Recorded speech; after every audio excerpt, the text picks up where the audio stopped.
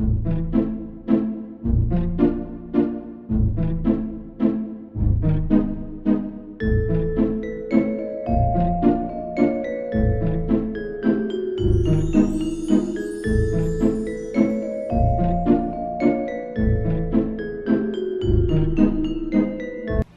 everybody, and welcome to episode 2 of We Are the Weirdos on Morbidly Beautiful's YouTube channel. The show is all about celebrating women in horror of all capacities: filmmakers, writers, actors, creators, artists, fans. We're just celebrating women in horror in any capacity, and I hope you guys are loving the show as much as I'm loving doing it.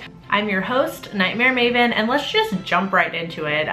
Today I thought I would talk about one of my favorite writers, authors, whatever, in general.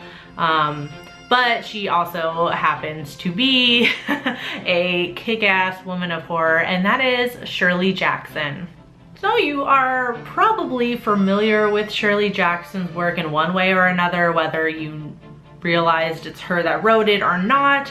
Some of her most popular works include her short story, which is called The Lottery. Most of you will probably be familiar with The Haunting of Hill House, which is my favorite book by Shirley Jackson and one of my favorite horror books of all time, one of my favorite books of all time. Whether or not you've read The Haunting of Hill House, you may be familiar with the 2 adaptations to film that have been made from this book, both titled The Haunting.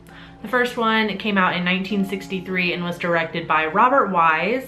It starred Julie Harris, Claire Bloom, Richard Johnson, and Russ Tamblyn. The second adaptation came out in 1999 and was directed by Jan de Bont, and it starred Liam Neeson, Catherine Zeta-Jones, Owen Wilson, and Lili Taylor. You may also be familiar with her works Hangs a Man and We Have Always Lived in the Castle. I could go on and on about all the titles of her works. She's a very prolific writer, but that would probably be the whole video. So those are her most popular works, ones that you're probably most familiar with.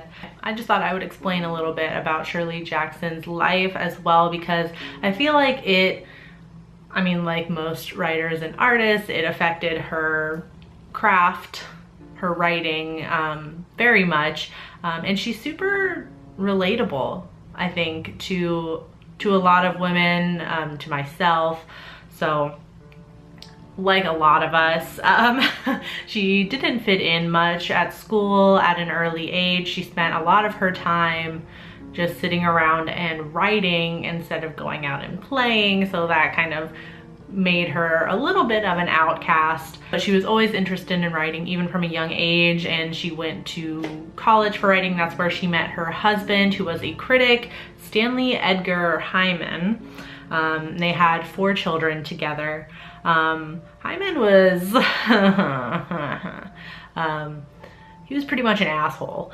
He often had affairs, a lot of times with his students. He also insisted that Shirley Jackson be the one in the relationship to take care of and raise the kids and take care of all the house chores and things and take care of the home, basically be a housewife. And he also controlled the pair's finances, despite Shirley being the breadwinner and actually making more than her husband, especially after her kind of premier piece of work, which was The Lottery. It is also known that Shirley was a drinker and a smoker, and she became dependent on lots of medications and pills for different reasons that I've read, one of them being her weight. She was trying to control her weight and things like that, and as a result she kind of became dependent on pills, and she suffered from paranoia and agoraphobia, which caused her not to leave her house, obviously, especially later on in her life. One notable thing about Shirley, which actually Morbidly Beautiful posted on their Instagram, yeah, it was on Morbidly Beautiful's Instagram. For Women in Horror Month, they posted about Shirley Jackson for day one, which was Witch Please, because Shirley Jackson was interested in witchcraft, which I thought, again, was super relatable to myself, but also very interesting because, at least from what I've read in my research, which super short story, I'm writing a thesis for my major in film studies, and it has to do with witchcraft and Wicca in horror films. So that's what I mean by my research from what I've read. Sorry, took a little journey there. From what I've read in my research, a lot of the popularity of pagan religions like Wicca and the practice of witchcraft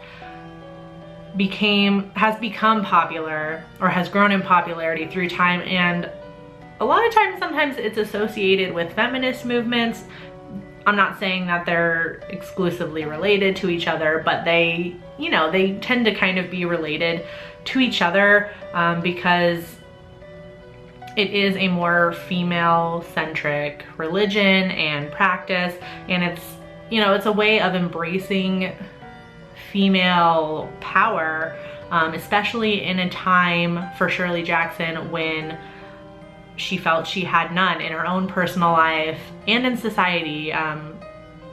We're talking about her being a writer and kind of like the housewife figure around the 50s and the 60s. Because of all this, because of her interest in the occult and witchcraft, and because of her looks and her weight, she was not taken seriously